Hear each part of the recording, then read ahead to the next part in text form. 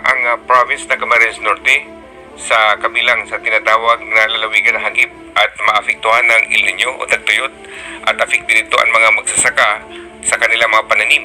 Bilang sagot sa naturang pinomena, namigay ng 205 na baka ang pamahalaan ng probinsya ng Camarines Norte sa pangunguna ni Governor Dong Padilla para sa ilang magsasaka bilang bahagi ng kanilang cattle fattening program.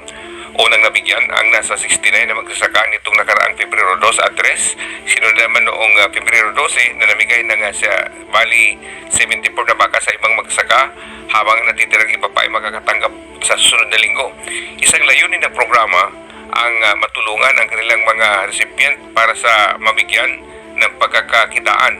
Ang fundo sa naunang programa ay mula pa sa Kapitulyo, kaya iminungkahan ni Governor Padilla na dapat maglaan ng maalaga ng maayos ang nasabi ng mga baka. Bukod kay Camarines Norte, Governor Dong Padilla, kasama rin sa mahagi ng nasabi ng mga baka sina Vice Governor Joseph Ascotia, Bukal Stanley Aligre, Dr. Ronaldo Gismo ng Provincial Veterinary Office at Engineer Ernesto Valeros ng 2nd District, Coordinator ng Office of the Barangay Affairs. Yan naman ang ulat para sa Bunyog Kabikulan. Ako si Kabunyog Ernie Marfil.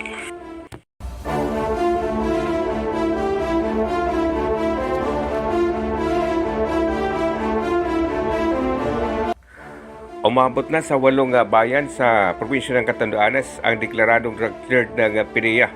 Ito ang mga bayan ng San Miguel, Panganiban, Pandan, Viga, Mangamanok, Baras, San Andres at Bato, Catanduanes.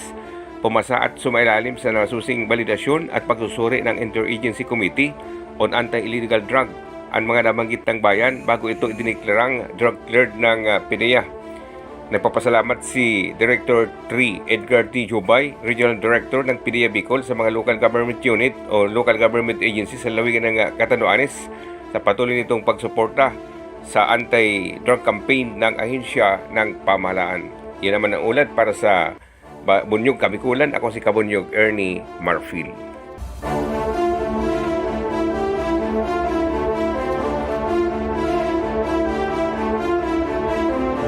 Ang naganap sa pagitan ng kasunuluhan at teroristang grupo sa bayan ng Bulacan, Camarines Sur. Nakasakupan ng grupo ng 81st Infantry Battalion ng Philippine Army ang mga rebelde sa Barangay La Purisima noong ika-12 ng Pebrero taong kasalukuyan. Dahil sa sumbong di umano ng mga sibilyan ukol sa presensya ng sabing grupo, kung kaya kumilos ang militar na nagresulta sa isang sagupaan kontra sa teroristang grupo. Umabot ng 20 minutes ang bakbakan, subalit umatras ang mga rebelde punta sa bulubundok ng sabing bayan. Naiwan nito ang isang IED o explosive device at isang kalahating kaban ng bigas sa pagtakas ng mga rebelde. Samantala sa kaparehong araw, kinalampag din ng matinding putukan ang Barangay Calascagas sa bayan naman ng San Fernando, karatig bayan ng Bula, alas 10:15 ng gabi noong Pitsa 12 nitong buwan ng Pebrero. Ayon sa mga residentes, umabot sa halos 20 minutong palitan ng putok. Na pinaniniwala ang mga rebelding New People's Army ang lumusob sa kampo ng militar sa sentro mismo ng Barangay Calascagas.